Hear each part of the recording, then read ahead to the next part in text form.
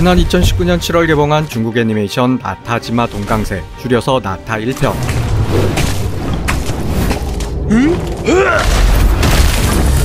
정확한 제작비는 알 수 없으나 월드박스 오피스 7억 6,200만 달러 흥행, 우리 돈 1조 원이라는 초대박 기록을 세웠으며, 그리고 2025년 1월 개봉한 나타 2편, 나타지마 동요에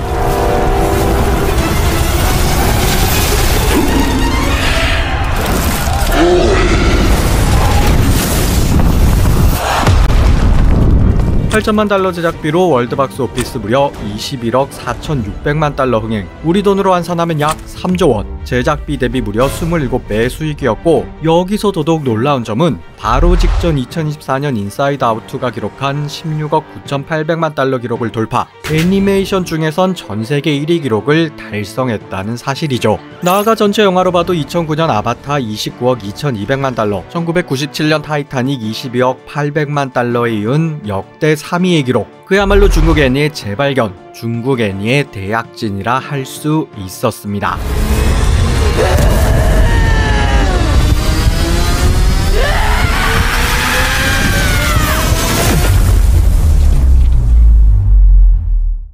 많은 나타2가 개봉한 국가는 중국 외에 호주, 뉴질랜드, 북미, 홍콩, 영국, 독일까지 총 6개국이 전부이며, 또한 전체 매출의 99%는 중국에서 발생한 것으로, 따라서 역시나 중국봉 영화였나? 그럼 그렇지, 내수용이구만 이라는 반응들이 많았고, 또 제대로 평가를 하고 싶어도 개봉조차 안 했기에 볼 수도 없었던 상황, 말 그대로 그들만의 잔치였죠. 그렇지만 아무리 국뽕영화에다 중국 시장 규모가 크다 해도 21억 달러 돌파는 정말 어마어마한 수치였고, 또 스즈메의 문단속과 너의 이름은 등 일본의 대표 덕후, 아니 애니메이션계의 거장 신카이 마코토 감독 또한 입에 침이 마르도록 극찬했는데, 그렇다면 나타 시리즈 도대체 어느 정도 수준인지, 또 왜 그토록 흥행할 수 있었는지, 이름하여 나타, 중국뽕과 실력 사이, 지금 바로 뽀개보겠습니다.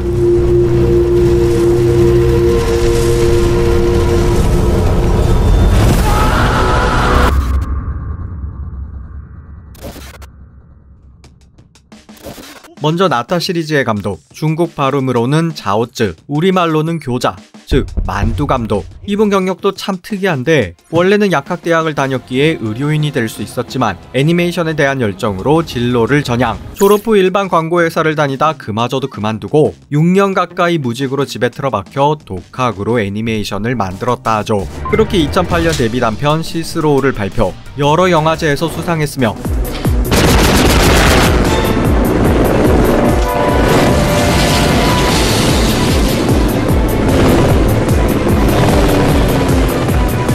이후 2009년 애니메이션 스튜디오를 설립, 2014년 더 보스 주먼이란 중편 애니를 발표, 그리고 이런 행보는 누가 닮았는데, 네, 바로 신카이 마코토 감독과 많이 비슷했습니다. 아무튼 실력을 인정받은 만두 감독은 대기업의 투자를 받아 첫 장편 나타지마 동강새, 줄여서 나타 1편을 제작 후 2019년 개봉. 앞서 언급했듯이 하나 1조 원이라는 초대박 흥행을 기록했고, 이는 2019년 당시 기준으로 전랑2가 기록한 1조 2천억 원 흥행 다음 가는 중국 역대 흥행 2위라는 말도 안 되는 수치였던 것이죠.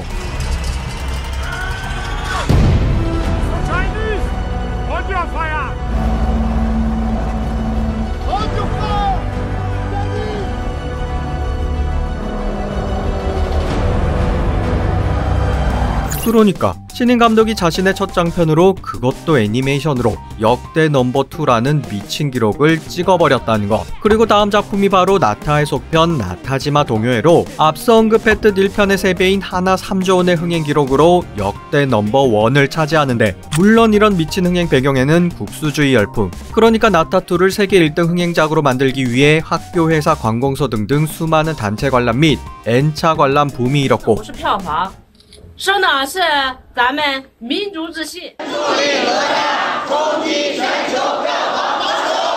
군인들까지 단체로 몰리고 극장 안에선 중국 국기가 휘날리고 국가가 울려 퍼집니다. 그 덕을 톡톡히 보긴 했지만, 아무리 그렇다 해도 지금까지 중국 역대 흥행 순위를 보면 1위 나타지마 동요회와 2위 장진호의 흥행 차이는 대략 2.7배, 즉 국수주의 열풍으로 흥행을 끌어올렸다 해도 장진호나 전랑투, 유랑지구와 같은 쓰레기 주선율 영화와는 체급 자체가 다른 흥행을 기록했다는 것입니다.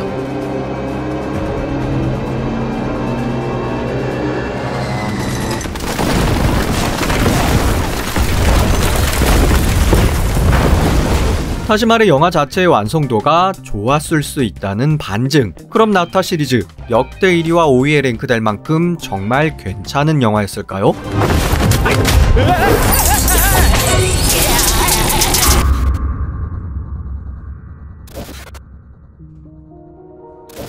나타 시리즈, 결론부터 말하자면 흥행 성적에 거품이 많이 껴있긴 해도 기대 이상이었다, 괜찮은 작품이었다 할 수 있죠. 일단 나타 시리즈는 쿵푸 팬더 시리즈와 화풍에서부터 역사적 배경, 무협정 요소, 판타지 세계관이라는 점 등 유사성이 많기에 이 둘을 비교하면 그 완성도를 쉽게 가늠할 수 있는데, 먼저 첫 번째는 색감과 화풍.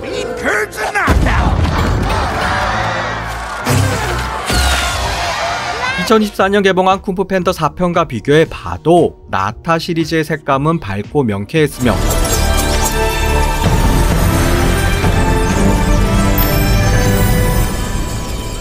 나아가 어두운 장면에서는 음영 대비를 잘 살렸고, 또 스무카 스타일의 시각 요소 등 괜찮은 비주얼을 보였죠.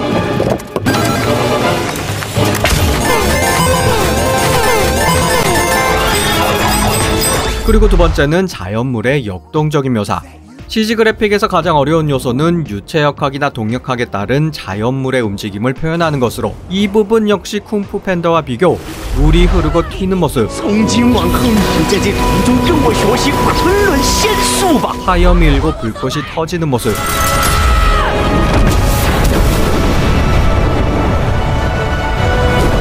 불과 얼음이 만나 수증기가 되는 모습 등 전반적으로 높은 퀄리티의 그래픽 수준을 보여주었습니다.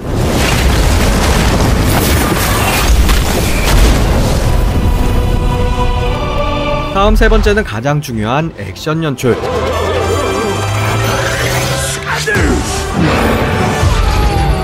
쿵푸 팬더는 물 흐르듯 자연스러운 액션 장면, 즉 실사 영화 이상의 부드러운 움직임과 더불어 역동적인 무술 장면을 잘 연출했고, 또 중간중간 슬로우 모션을 잘 활용해 액션의 재미를 극대화했는데, 나타 시리즈도 마찬가지.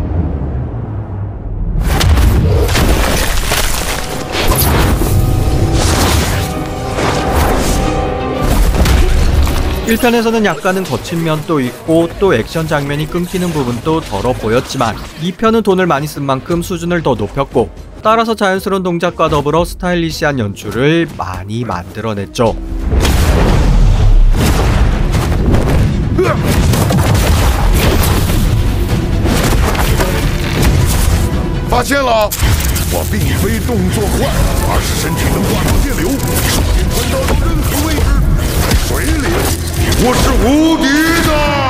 또한 1대1 대결에서는 다양한 방식의 연출 아이디어를 선보이거나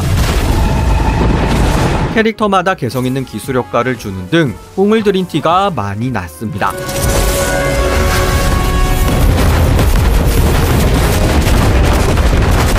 거기다 2편에서는 소규모 전투뿐 아니라 대규모로 한 대 뒤엉켜 싸우는 스펙타클한 전투씬까지 연출. 신카이 마코토 감독이 극찬한 부분이 바로 이것으로 정말 인상적인 장면들을 그것도 연달아 많이 보여주었죠.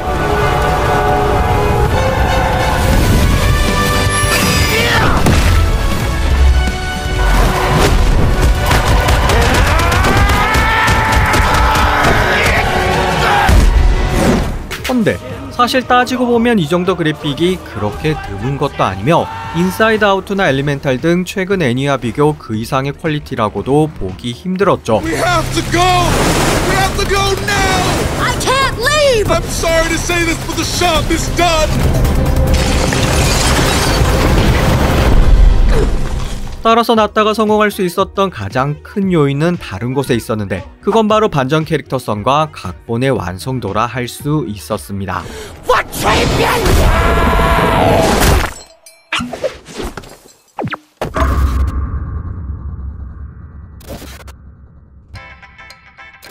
쿵푸 팬더의 가장 큰 매력 요소는 바로 초고도 비만 팬더를 주인공으로 해 그에 맞는 재미난 이야기를 펼쳤다는 것. 즉 히어로의 전형과는 거리가 먼 코믹 캐릭터로 신선한 인상을 주었다는 것이죠.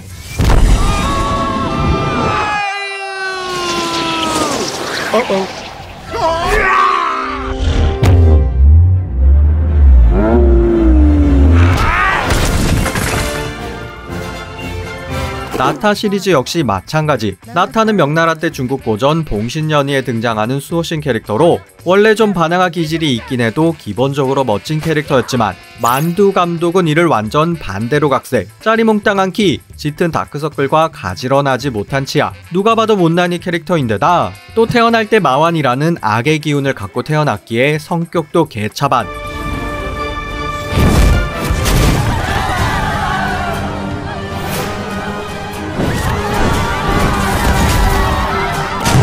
거의 다 3년밖에 살지 못한다는 설정 등 마이너스 요소만 가득한 캐릭터를 주인공으로 삼았습니다. 그리고 이런 결점 덩어리인 주인공이 어떻게 운명을 받아들이고 또 극복하는지,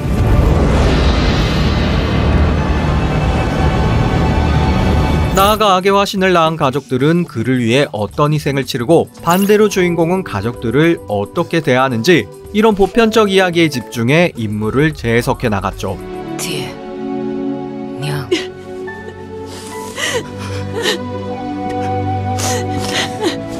谢谢你们。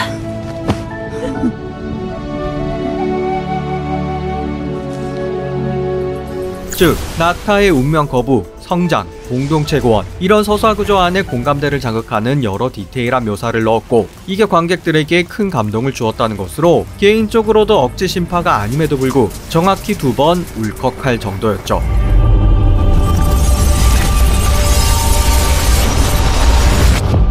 네, 물론 서유기의 선우공처럼 언더독이나 안티히어로 캐릭터의 반전 스토리가 이미 기존에 많은 것도 사실이나 문제는 그 디테일과 완성도. 다 아는 이야기, 흔해 빠진 소재로 얼마나 다르게 보여주느냐가 관건인데 나타 시리즈는 그 본질을 잘 캐치했고 또 잘 풀어냈다는 것입니다. 물론 1편 대비 2편은 화려함은 늘고 스케일도 더 커지긴 했지만 반대로 이야기의 감동은 줄고 스토리상 약간은 부자연스러운 흐름을 보이기도 하는 등 성만한 아우 없다는 말처럼 2편보다는 1편 쪽이 훨씬 더 괜찮았고 굳이 점수로 따지자면 이 정도가 될 듯 하죠.